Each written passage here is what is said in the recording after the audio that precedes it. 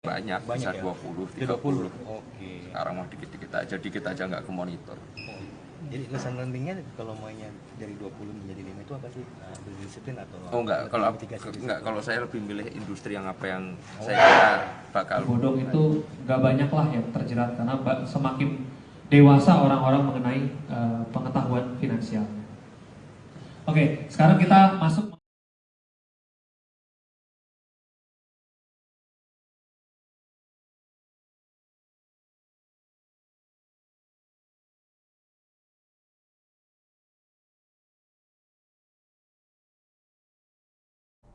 Halo Tribuners, jumpa lagi bersama dengan saya Kusnula Syaifah dalam tayangan berita selebritis di Tribun Lampung.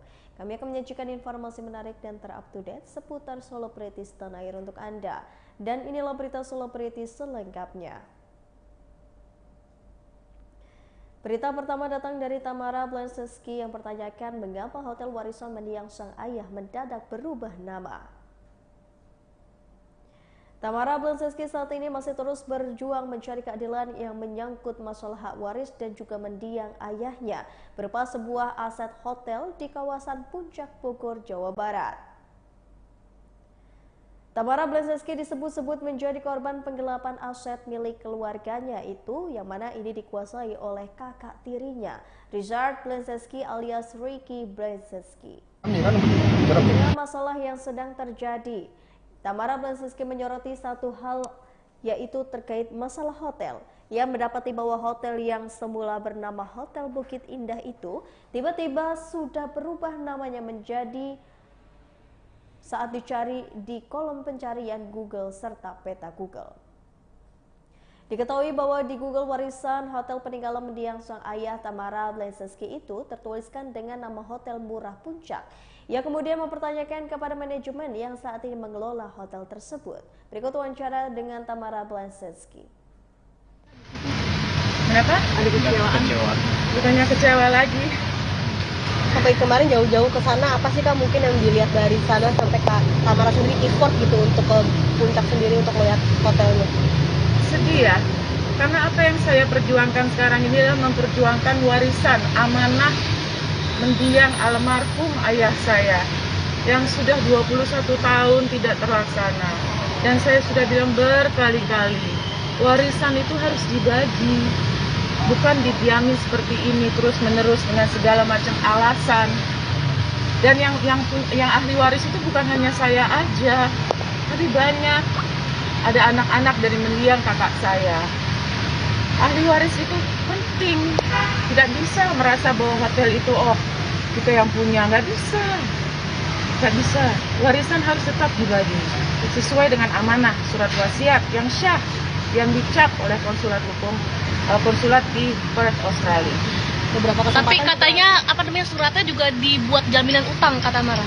Apa? Surat yang surat di hotel itu buat jaminan utang. Selain saya dituntut 34 miliar oleh abang saya sendiri, dia juga meminta untuk menyita warisan saya. Alasannya seperti apa itu? Ya, di dalam gugatan perdata ini. Di dalam gugatan perdata. Detailnya seperti apa mungkin menyita aset kata Mara? Ya, di dalam gugatan perdata ini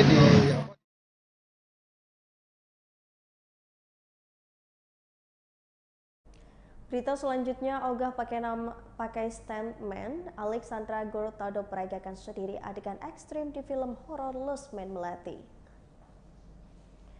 Bau nyali aktris Alexandra Gurtado memutuskan tak gunakan pemeran pengganti alias stuntman. Ya, Alexandra ini memilih memeragakan sendiri seluruh adegan Madam Melati yang diperankan di film horor yaitu Lost Man Melati. Padahal di film Lost Man Melati, Madam Melati melakukan beberapa adegan yang terbilang cukup ekstrim. Tentu bukan tanpa alasan jika aktris berusia 38 tahun ini ogah menggunakan pemain pengganti selama syuting.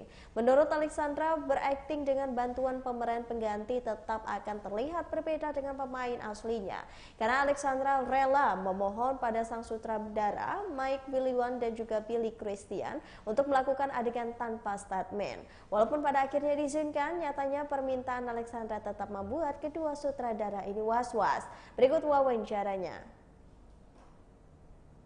Tetapi tetap harus ada karakter tersendiri yang diciptakan real, original si Madam Melati itu. Prosesnya banyak sih, prosesnya dari lihat film, seperti biasa lihat film referensi dari mereka. Karakter yang mereka sebutkan, seperti tadi saya sebutkan kan, ada Vampira, Elvira, Morticia, Adam. Kalau yang sekarang ini mungkin kalau Vampira sama Elvira kalian mungkin bingung itu siapa. Itu ada di tahun anti-hero yang ada di tahun 40-50-an gitu. Terus yang terkenal di Indonesia adalah si Madam Susana gitu. Jadi dari itu berproses dan karakter yang diciptakan oleh Billy dan si Mike Willowan, sehingga proses pembelajaran sampai di terakhirnya itu syuting menjadikan Madam Melati itu tercipta gitu. Seperti itu. Alex, kalau saya tidak salah, ada 2020 Mangga Muda, apakah ini bisa disebut comebacknya seorang Alexandra Gottardo ke dunia perfilman lagi? Kayaknya enggak deh. Setelah itu ada, cuman mungkin aku ada di OTT ya, bukan di bioskop gitu. Nggak comeback. Mau tanya, kalau untuk kalian sendiri horor tuh gimana sih? Maksudnya kalian, menurut kalian tuh horor tuh gimana? Terus adakah pengalaman kayak misalkan nginep pernah staycation terus di kamar yang horor juga atau? Dari sini mungkin Bang Wei nggak bisa cerita karena saya salah sama dia. Aku mau cerita ya. Iya. Terkait kita aktor kan, gitu. Kalau saya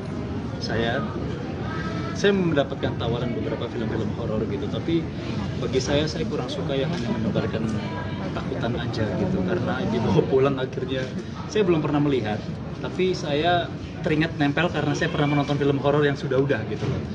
Nah, kalau saya mencari yang ada latar belakangnya, yang punya cerita, yang kita nonton tuh jadi reflektif, jadi melihat diri kita gitu. Jadi oh ini dampak ya gitu, karena ini kan kaitannya dengan dimensi yang bawah gitu, yang memang arwah-arwah yang masih penasaran, yang masih terikat gitu. Jadi ya oh begini ya, oh segala sesuatu tuh pasti ada dampak, konsekuensinya, ada risikonya gitu. Jadi ke situ saya melihatnya di Lost Man Melati ini. Kenapa saya merasa terpanggil untuk main ke sini, karena ada pesan yang mau disampaikan. Pesannya saya nggak bilang, tapi pasti akan setiap orang akan membawanya beda-beda gitu. Kak Samuel, mungkin penasaran ya mau nanya sama Kak Samuel. Kan di film ini tidak dijelaskan asal usul dirimu itu siapanya si Melati, kok bisa loyal banget sama beliau. Kira-kira Pertanyaan bagus itu. Pertanyaan bagus. Kamu tuh siapa gitu? Kamu siapa sih? Aku siapa ya? Nah, jadi kalau misalkan di Lost Man ini, Golok ini kenapa sangat loyal? Karena di sebelumnya itu Golok ini ditolong sama Melati, jadi dia merasa utang budi. Jadi karena dia sudah mengabdi, dikasih kehidupan yang baru, jadi ya udah saya serahkan jiwa saya, raga saya untuk mengabdi ke Melati. Nah kebetulan Melati kan punya Lost Man, ya udah saya jadinya ngikut gitu. Akhirnya saya di garis terdepannya si Lost Man Melati. Tapi memang adegan itu tidak masuk ke dalam film, di-cut, atau memang nanti di adegan kedua akan dijelaskan? Iya, mungkin ya. Yang kedua itu tadi kayaknya. Iya. Siap, terima kasih. Itu buka Lost Man ya, kalau bukannya bengkel. Nah, jadinya tukang dongkrak. Tapi emang kalau dibilang ada yang dibilang mistis gitu, paling teman-teman yang lain juga pada nanya gitu kan. Ada nggak sih? Ya secara garis besar sih mungkin ada, cuman kita karena niatnya untuk kerja ya kan, ya jadi kita kayak udah nggak usah peduliin kayak kita gitu. Tuhan banget. Kita anaknya taat banget kan. Semua ini tiap minggu selalu gereja online. Iya, jadi makanya kita kalau misalkan kayak gitu pasti ada kayak ya punya kita ngerasa memang dia ada di sisi kita, ada pendampingan. Tapi karena kita ya udah deh sama-sama ngerti ya gitu. Mungkin kejadian-kejadian ada mungkin di Emang bisa nego gitu, kita sama-sama ngerti ya. Bayangin.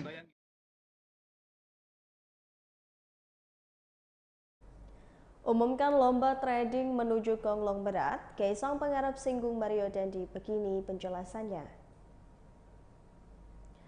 Kaisang Pangarep sebagai brand ambassador dari platform belanja saham ini mengumumkan kompetisi yang bertajuk Lomba Trading Menuju Konglomerat. Anak Presiden Indonesia Joko Widodo tersebut pun menjelaskan alasan lomba tersebut mengungkit tema konglomerat.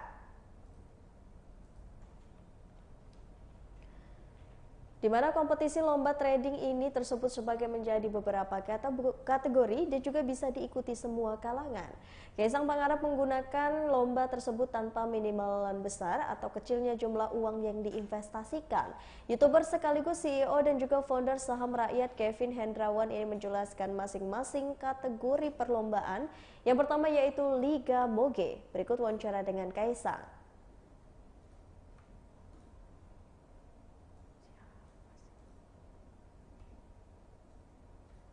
Lah. Tapi average down ya kalau ya? gitu ya.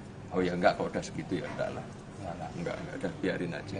Biarin aja. Kalau dalam portofolio itu biasanya 5, 10. Sekarang punya 5. Kurang 5 ya. Biasanya sebelumnya waktu sebelum 2018 awal itu? Sebelum 2018 ya banyak, bisa ya? 20, 30. Oke. Sekarang mah dikit-dikit aja nggak ke monitor.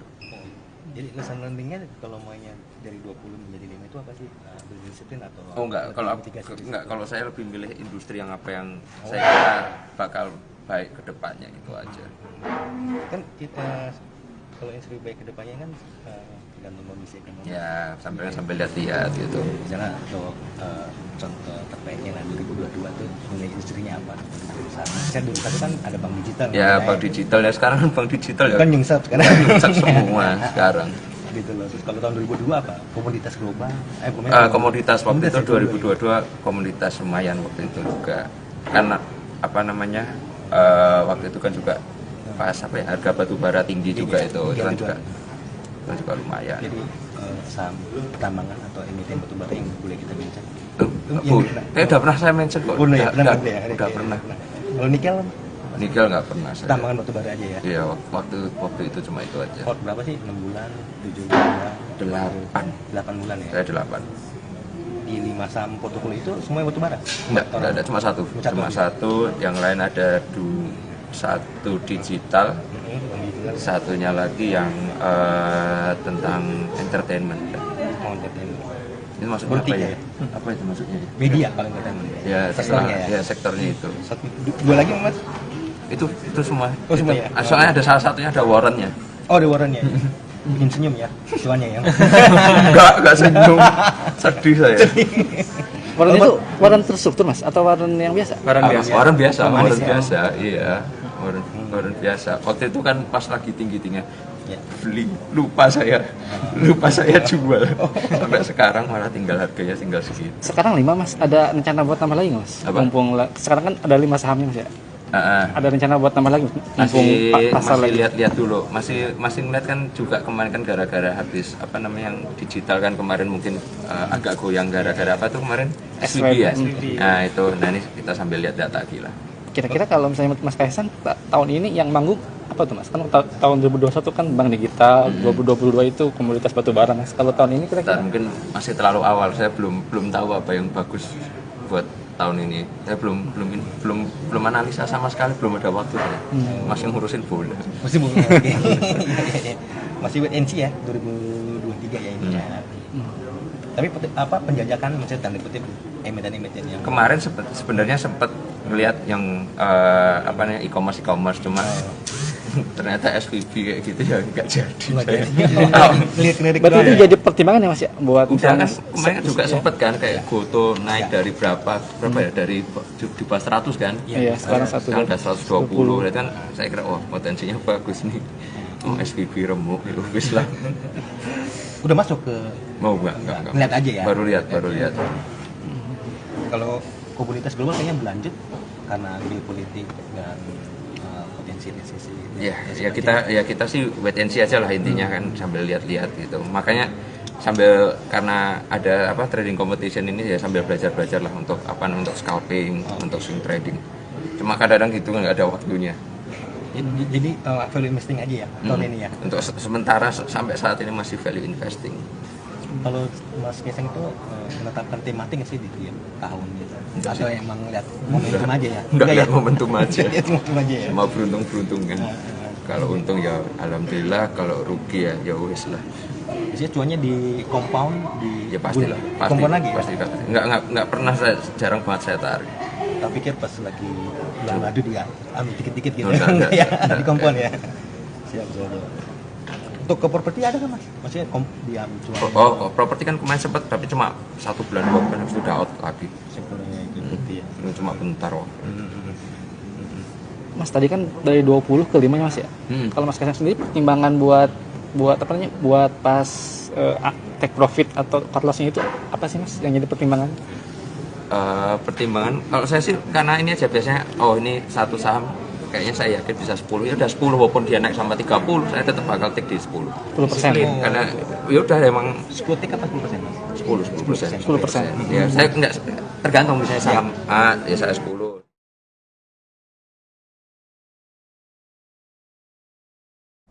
Berita selanjutnya, e-commerce menjamur, Wika Salim memberi tanggapan hingga saran memilih platform terbaik. Untuk merayakan bulan Ramadan, salah satu e-commerce terbesar Indonesia mengajak Wika Salim untuk ikut berkolaborasi. Melihat hal ini, Wika Salim memberikan tanggapan terkait e-commerce yang semakin banyak muncul dengan berbagai macam kelebihan. Bagi Wika sendiri mengatakan, jika setiap berjalannya waktu akan selalu ada hal-hal baru yang diberikan sehingga semakin banyak persaingan. Meski begitu, Wika Salim sendiri merupakan hal yang wajar dan sudah biasa terjadi karena kita sudah terbiasa dengan hal-hal baru. Begitu juga dengan e-commerce yang akan selalu banyak bermunculan dengan ide-ide baru karena sudah menjadi eranya. Melihat hal ini, Wika Salim menyarankan untuk lebih memilih e-commerce yang terbaik dan memiliki kualitas yang baik ketika berbelanja. Sehingga sebagai konsumen selalu bisa mendapatkan hasil yang terbaik dan hal-hal spesial yang diberikan oleh e-commerce pilihan kita. Berikut wawancara dengan Wika Salim. Lila yang memang berkualitas, Lila yang memang memberikan banyak-banyak hal-hal yang spesial, yang pastinya promo-promo, harga-harga yang luar biasa, ongkir-ongkir yang juga luar biasa. Nah pastinya kalau pilih nggak usah kemana-mana, pilih Shopee aja ya nggak sih? Bang Momeng gimana tanggapannya mungkin? Iya, kalau kita mau terus hidup, kita harus menerima tantangan itu. Jadi semakin ada yang baru, kita keluarkan lagi dengan konsep yang baru. Ada orang baru, konsep baru. Ada orang baru, konsep baru. Siapapun yang akan terus hidup sampai sekarang, ya dia akan bertahan atau menyesuaikan dengan keadaan. Memang kalau yang namanya mode terus kadang-kadang berputar.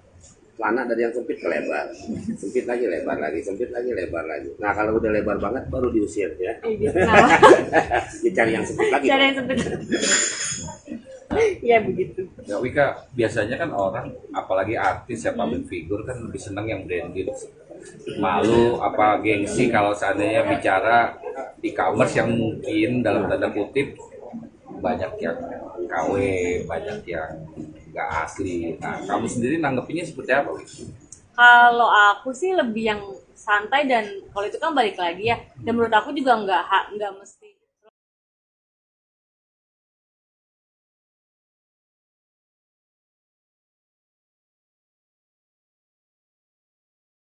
Gerakan Masjid Bersih 2023. Dewan Masjid Indonesia kembali meluncurkan Gerakan Masjid Bersih menjelang Ramadan 2023. Program ini dilaksanakan bekerja sama dengan Unilever Indonesia. Gerakan Masjid Bersih dipraksi oleh Ketua DMI Yusuf Kala pada Maret 2017 lalu. Matalia beli pabrik pengepres minyak mereka sendiri, Iran tangkap. Dan di tahun 2017, gerakan ini diluncurkan untuk 1001 masjid di Pulau Jawa. Karena banyaknya permintaan dan melihat manfaat yang ada, kegiatan serupa dilanjutkan pada 2018 yang melibatkan 2000 masjid. Dan saat ini ada Donita. Berikut wawancara dengan Donita. Ada sesuatu yang perubahan baik lah gitu, nggak kayak biasanya. Setiap tahun ada perubahannya apa sih yang lo rasain? Beda-beda ya, maksudnya kalau tahun lalu itu challenge ini adalah ngajarin Faga untuk tetap bisa puasa, tetap happy tanpa marah-marah, nyelipin dikit-dikit gitu, kayak ya udah kalau ini kita sambil baca buku Nabi atau sambil kita ngaji atau sambil hafalan gitu. Tahun ini mungkin akan menerapkan sedikit demi sedikit ke Parfa, karena Parfa kan walaupun mungkin dia puasanya nanti entah itu setengah hari gitu kan, entah itu dia hari ini mau ikut sahur besok enggak, tapi mungkin tahun ini adalah PR adalah mulai untuk ngajarin Parfa. Kalau makna Ramadan sendiri bagi Mbak Donita gimana Mbak? Yang dikangenin tradisi puasa mungkin sampai lebaran apa sih dari Mbak Donita? Tradisi puasa adalah bikin kue bareng-bareng biasanya. Karena kan si kue itu biasanya bikin cookies itu dibikinnya setahun sekali si nastar itu. Nah kalau misalkan bikin nastar setiap hari kan kayaknya habis ya waktunya, mendingan beli aja ya gitu. Nah kalau misalkan lagi bulan puasa ini, momen yang paling dikangenin adalah momen bikin kue sama-sama gitu. Kalau bikin kue sama-sama, kalau kita bikin bolu kan berdiri masih oke. Tapi kalau misalkan bikin kuenya kue kering kan bisa cantengan ya kaki ya, betis ya gitu. Jadi biasanya gelar tuh di bawah gitu. Nah kalau gelar gitu di bawah kan kita harus mastiin serangkainya ini tetap bersih terus Rezekinya bisa aja.